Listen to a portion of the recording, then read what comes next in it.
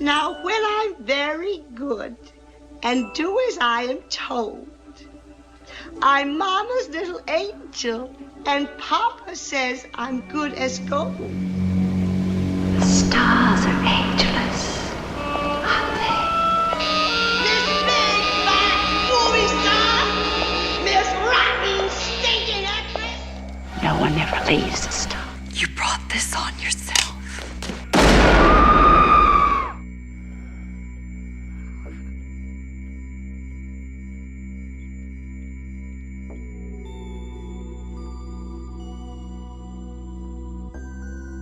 Feud is a Hollywood word, a wildly overused Hollywood word. In her memoir, This and That, Bette Davis starts her chapter on whatever happened to Baby Jane with this declaration that seems to imply that, despite some very bad blood between herself and her co-star Joan Crawford, there was no such thing as a long-standing, decades-brewing feud between them. A conflict that has become one of the dominant narratives around the film they made together and their legacies as movie stars.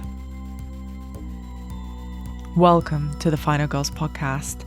I'm Anna Bogutska, your podcast host, and in this series of the show, I'm looking at one of the most controversial and commercial subgenres of horror, an intersection of three of my most favorite things: classic Hollywood, horror films, and movie stars. Over the next couple of weeks, I'm journeying through the genre that has been called at times hagsploitation, psycho-biddy horror, and grand dame guignol. Before we begin, as I've been doing in this episode, let me credit my sources. I've primarily used Fasten Your Seatbelts, The Passionate Life of Bette Davis by Lawrence J. Quirk, Mother Goddam by Whitney Stein, and written by Whitney Stein and annotated by Davis, Conversations with Joan Crawford by Rory Newquist, and Bette and Joan, The Divine Feud by Sean Considine. Throughout this episode, you'll also be hearing from filmmaker and actress Hannah Barlow, who you've heard before in last week's episode, as well as author Carolyn Young, who wrote one of my main sources for this season as a whole, Crazy Old Ladies. Remembering my own relationship with these films, I think I knew about the feud between Bette and Joan before I had even seen Baby Jane. I first watched the film at an art drag night organized by a collective called Amy Grimehouse, legendary, right? In an old grade 2 listed building in London, where they gave away mini bottles of bourbon with Bette Davis's face stickered on. And before and during the screening, the hosts Baby Jade Adams and John Sizzle came out decked in Blanche and Jane drag. The screening was loud, rowdy, and perhaps was both the best way to be introduced to the film and its camp legacy, although both at that time and even now, I took Baby Jane extremely seriously. Whatever happened to Baby Jane? To seek the answer to that question, we will follow a man plotting a murder. Highly specialized work. But Robert Aldrich has considerable experience in such matters. He has a dozen successful pictures to his credit. His stars are Bette Davis and Joan Crawford. The scene: an Italianate villa in a once fashionable section of Los Angeles. Its halls, once crowded with the bright, the beautiful, and the celebrated, now echo only to hectic whispers, the insistent call of a buzzer better left unanswered. A telephone that has become an object of fear. A supper tray that will not be touched. A window barred against the world.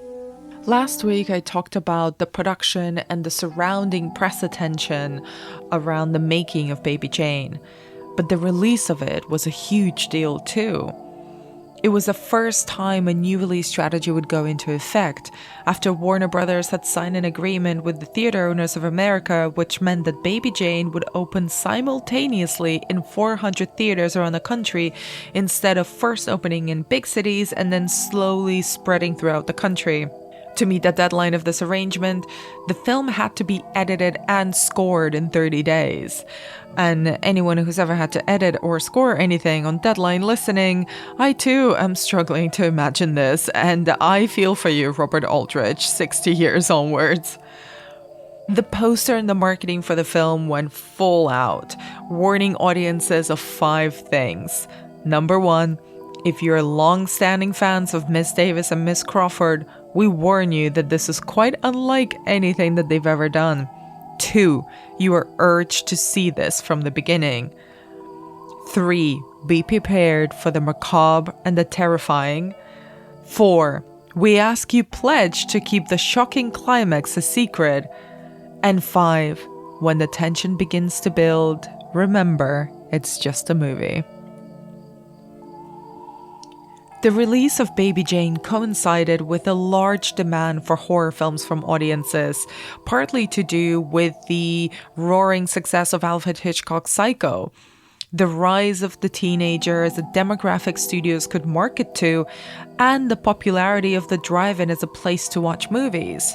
And all of these things were great news for an industry that was really struggling to compete with television.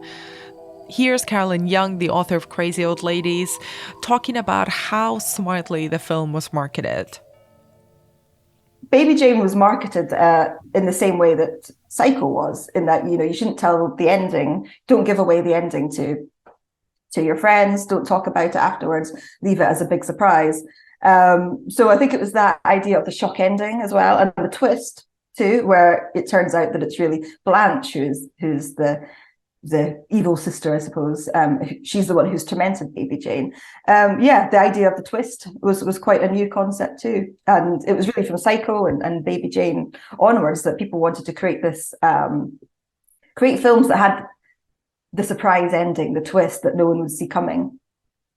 By the late 50s and the 1960s, drive-ins really grew in popularity. So, and they attracted teenagers. So the demographic for these horror films were young people and teenagers, and often these horror movies were put on double bills in the drive-ins, and so they were marketed in that way as well.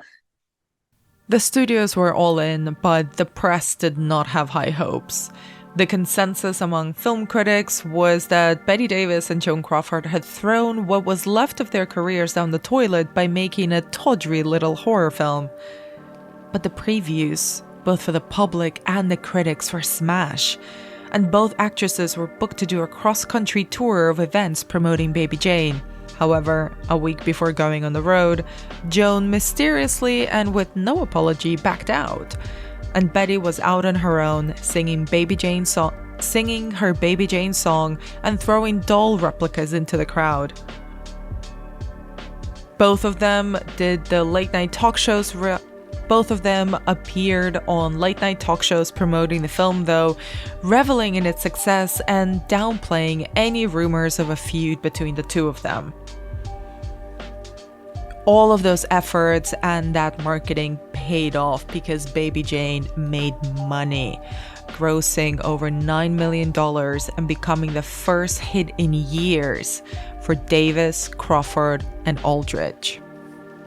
The film's distributor, Warner Brothers, as well as the press, was really actively fueling the fire of a feud between the two stars as a way to keep the conversation around Baby Jane going, simultaneously denying and promoting bad blood between them, with headlines on press releases like, "And still no feud."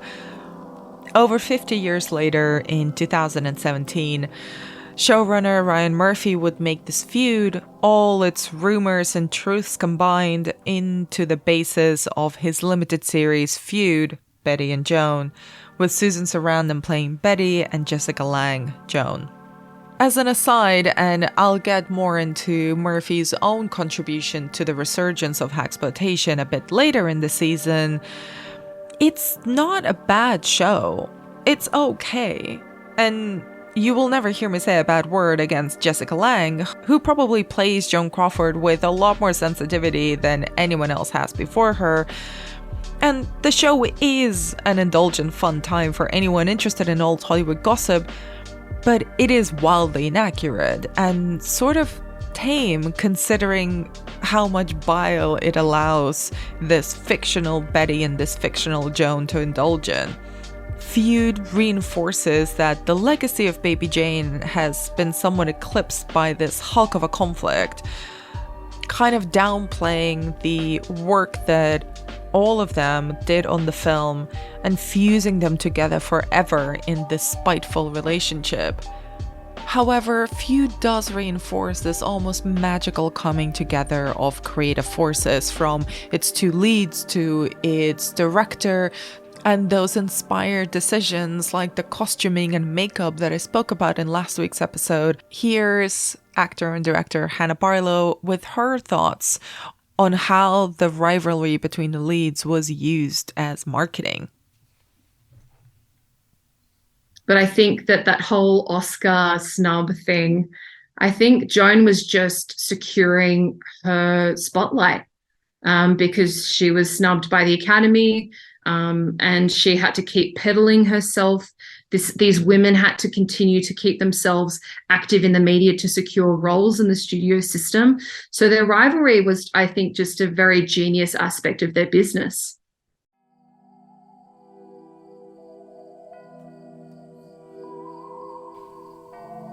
No matter how overblown or sensationalized over the years, the feud between Bette and Joan was based on something.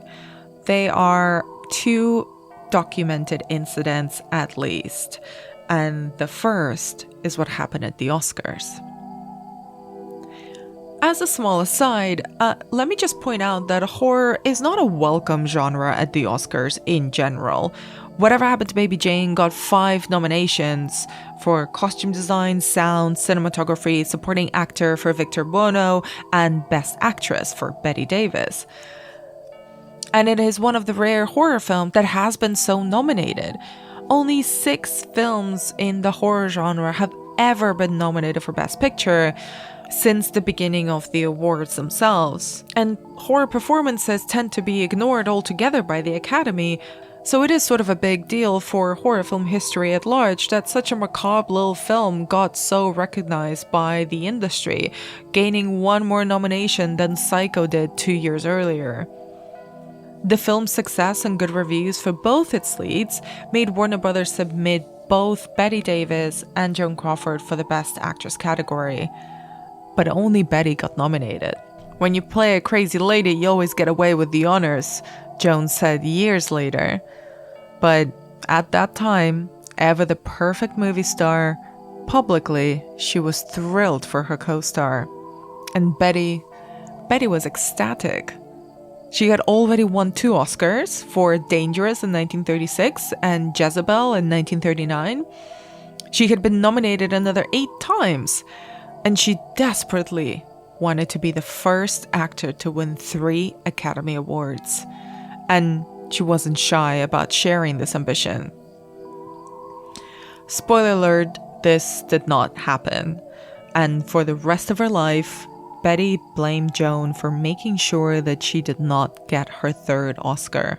As soon as the nominations came out that year, Joan made sure that she was booked as a presenter for the awards, and she also called up every other nominee, that's Anne Bancroft, Geraldine Page, Katharine Hepburn, and Lee Remick, offering to pick up their award for them should they win and, for whatever reason, be unable to attend the ceremony.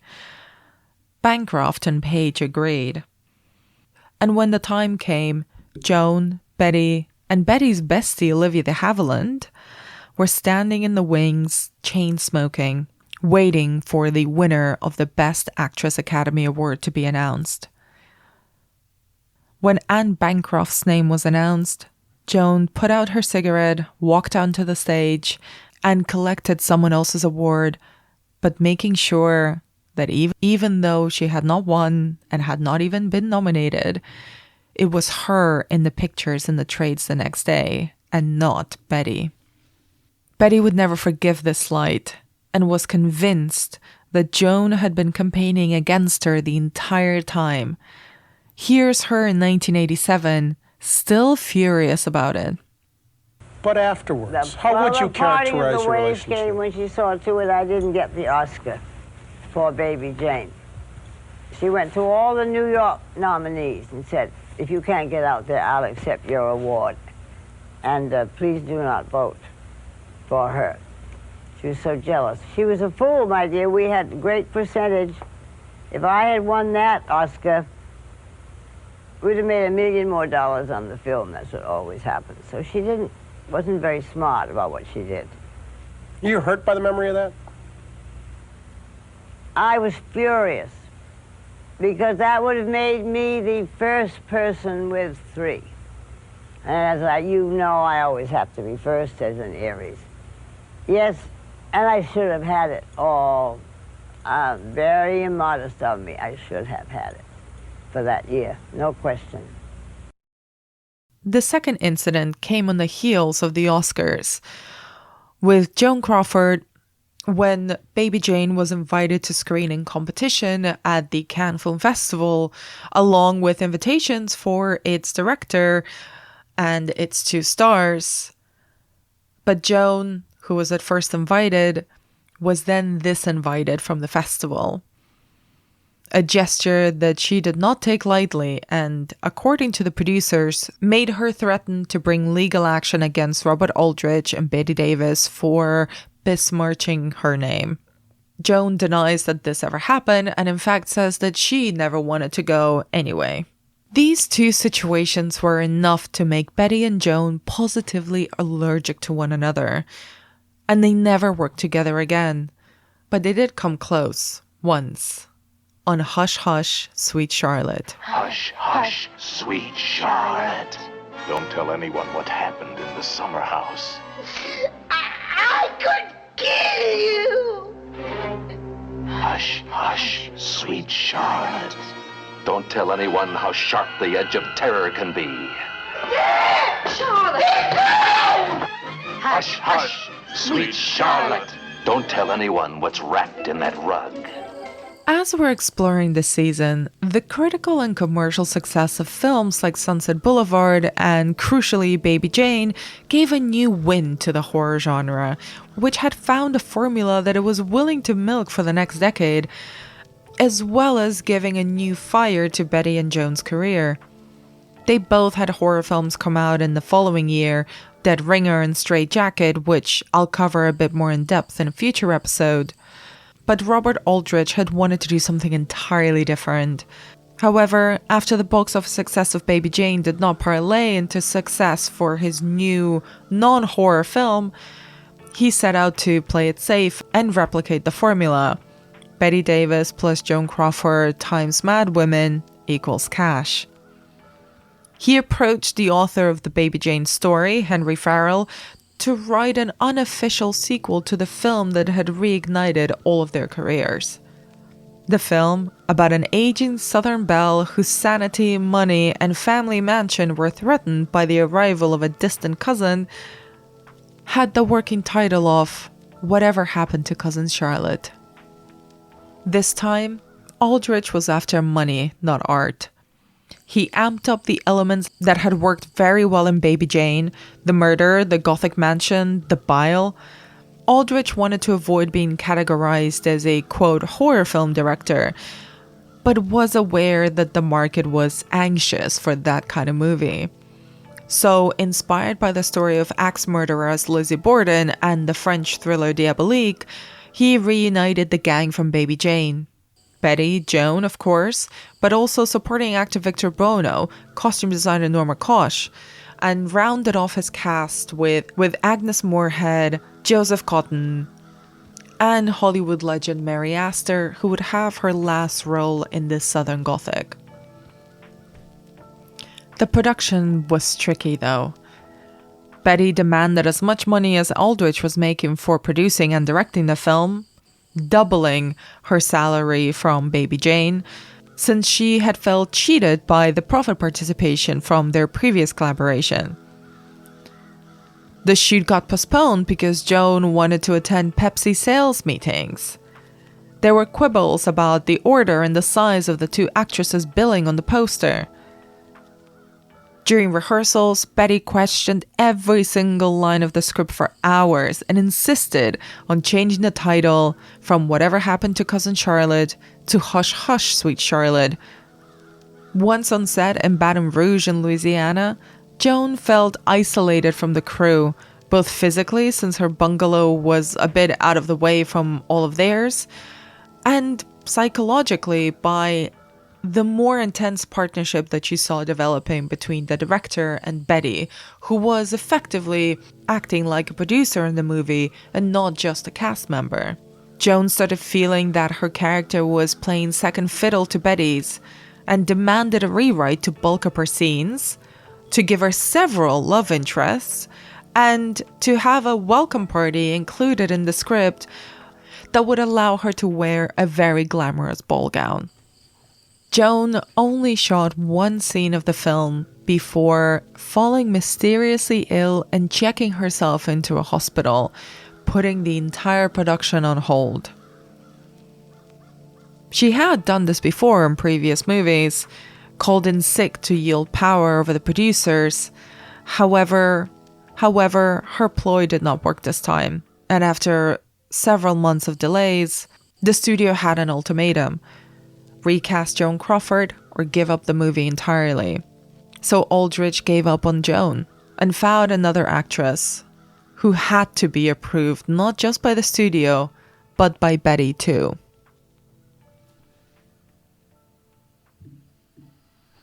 You feeling all right, Charlotte? Somebody has to finish your packing for you, don't they? You don't want to leave all your things behind, do you? Do you?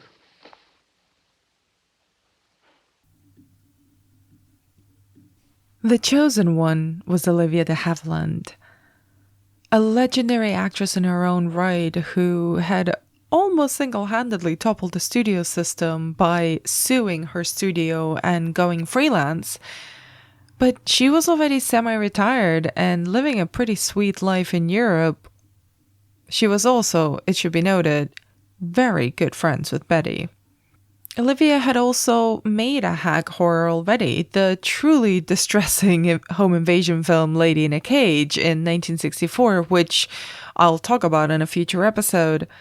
And she was not a fan of the genre. However, Robert Aldrich, desperate to get someone in, and with an ever-diminishing list of names that both the studio and Bette liked, flew all the way over to Switzerland to personally convince Olivia to step into the role that had been written for Joan Crawford, that of Cousin Miriam, the glamorous New York City PR woman who harbors a grudge against her rich, fragile cousin Charlotte. And Olivia agreed, mostly as a favor to Bette. Hush Hush Sweet Charlotte fuses the Southern Gothic genre with the hag horror that Aldrich had ushered into the mainstream just a few years earlier. The Charlotte of the title, played by Bette, is an aged Southern belle who lives alone in the huge antebellum mansion that she inherited from her father. Rumors surround Charlotte, who is said to have murdered her married lover with an axe years ago, taking off his hands and his head. For years since that incident, Charlotte has been tormented by the locals, who all believe she was responsible for her lover's death since they found her with bloodstains on her dress. Now, decades on, she is at risk of being evicted from her family home, so she summons her cousin Miriam, a poor relation turned glamorous PR woman. While cousin Miriam is supposedly there to help Charlotte try to keep her house, turns out though, cousin Miriam had other intentions all along. And bear with me, because that gets a bit thorny. Miriam had known for decades that Charlotte had not committed the murder because she had seen the dead man's wife commit the murder and had been blackmailing her for years. And when she comes back into town, she aligns herself with her old local lover, that's Joseph Cotton in the film, to drive Charlotte mad, commit her to a hospital, and be in control of her assets. And as they celebrate being so smart and so sneaky and how pathetic Charlotte is, Charlotte overhears them and literally drops a plant pot on their heads, killing them both. At the same time, the dead man's wife, the real murderer, dies and confesses to the police that it wasn't Charlotte at all who did the murder all those years ago. And Charlotte gets to keep her house and is exonerated for a murder, but also gets away with another double murder. The end. Yes, I told Jewel. And I told your father, too. Why wouldn't I? After all, I wasn't much more than a child then, and all I ever got in this house was people telling me how lucky I was, and your father always favoring you and holding you up as an example. Why wouldn't I tell him that his pure, darling little girl was having a dirty little affair with a married man? You're a vile, sorry little bitch! How was I to know it would end in murder?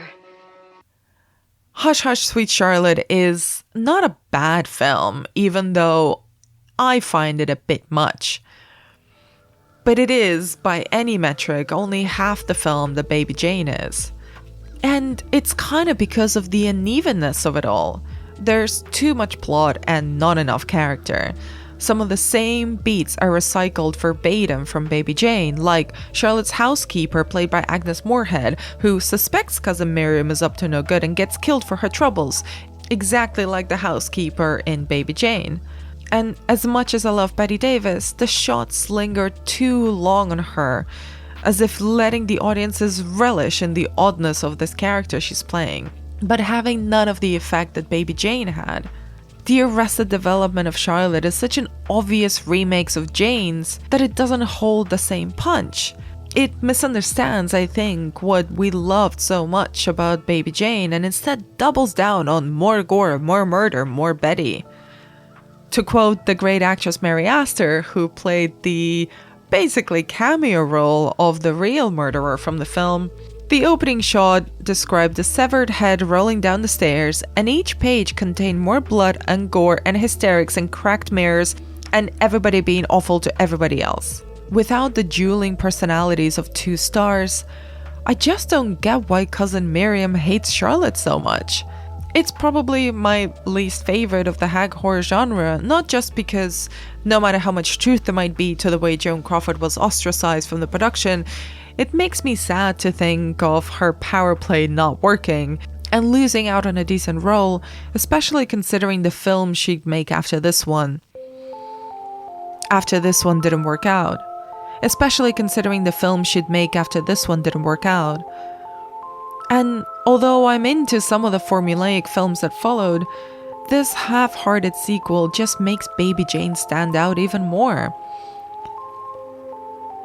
Hush Hush Sweet Charlotte just isn't vitriolic enough to really work. The characters' motivations don't make sense. The partnership between cousin Miriam and her ex-lover, who just happens to be the town doctor, just never really makes sense. Partly because of the inevitable comparison with Whatever Happened to Baby Jane, the film was pretty much massacred by critics. But it did work for some. It was a box office hit, less so than Baby Jane, given its more inflated budget, but it still made money. And it got nominated for 7 Academy Awards, beating Baby Jane by 2, and making it the most Oscar-nominated horror film up until that time. After making Baby Jane, getting replaced on Sweet Charlotte, and not getting an Oscar nomination, Joan Crawford made a few other horror films, but she was completely and unequivocally embarrassed about them. She established a sort of partnership with gimmicky horror filmmaker William Castle, making Straight Jacket with him, about a woman who loses it after catching her husband in bed with another woman and decapitates both of them. After spending 20 years in a mental institution, she returns to society, but oh no, a new series of beheadings start happening and she is the prime suspect. It's not a great film, but it's an interesting film because Joan Crawford makes it interesting. And I'll talk more about Straight Jacket in a future episode. Joan recalled in an interview, "They were all terrible, even the few that I thought might be good. I made them because I needed the money or because I was bored or both. I hope they have been exhibited and withdrawn and are never heard from again. If I weren't a Christian Scientist and I saw Trog advertised on a marquee across the street, I think I'd contemplate suicide. It's a bit extreme, but again, I didn't have to shoot Trog. While Bette Davis spent the last decade of her life making appearances on late-night talk shows, Joan became a recluse. She was not a fan of the press, recalling that she almost died a dozen times when she was promoting her book, and that the things that she had to do for Baby Jane and Straight Jacket and Trog kept her in a cold sweat. "I'm a person made to be seen on film," she said, "not in person." And Joan drank a lot. For years, she was a functioning alcoholic, using liquor, mostly vodka, to calm her nerves before a meeting. But she admitted herself that she crossed the line while she was filming Baby Jane, and that the drinking worked its way into the production schedule. In Roy Newquist's book, Conversations with Joan Crawford, she tells the author that the interviews they did over several years, or rambling chit-chat as she calls them, weren't worth it. That there's a lot that she didn't remember, or didn't want to remember, or didn't want to share. But seriously, she concludes hauntingly, who am I really? And why bother? This why bother really sticks to me. Years later, shortly after her death, Joan Crawford's eldest adopted daughter, Christina Crawford, published a tawdry memoir of growing up with her movie star mother and her alleged abuses, neurosis, and rampant alcoholism. The book, Mommy Dearest, would be turned into a movie. A ridiculous affair where Faye Dunaway plays Joan as a maniacal monster obsessed with cleanliness, wire hangers, and herself. As critic Angelica J. Bastien writes, "It turned the image of Crawford in the cultural imagination into a monstress, a soulless camp icon to be mocked and reviled but rarely respected, and a cautionary tale of what happens when a woman puts her career first." That's why the why bother really stings. Joan Crawford was a quintessential movie star for so many years, for so many decades. She transformed herself for the public. She navigated a deeply hostile industry with cunning and smarts. And whatever happened to Baby Jane is probably her last great film and her last great performance. So it stings that we might remember her only as the monstrous mother in Christina Crawford's memoir, as an over-the-top performance by another actress, and for the handful of small horror films that she was embarrassed to be associated with. Bette Davis, meanwhile, lapped up the attention and scripts offered to her by the horror world, and after Baby Jane between 1963 and her death in 1989, she made 8 genre films, either very dark comedies like The Anniversary or outright horrors like Dead Ringer and The Nanny. When she was too frail to have a leading role, she offered her gravitas as a spooky supporting presence in horror films like Burnt Offerings or fantasy ones like The Watcher in the Woods. And that's what I'll be covering next week. How Bette Davis became the reigning queen of Grand Dame Guignol. Thank you for listening to the Final Girls podcast and the 3rd episode of our series on HAGS. Special thanks goes out to Hannah and Caroline for their contributions. I hope you stick around for the rest of the series. In the meantime, you can find me on Twitter and Instagram at AnnaBeDemented, and you can dive into our previous seasons where we have covered witches, vampires, female monsters, and teen horror, as well as following the podcast at The Final Girls UK.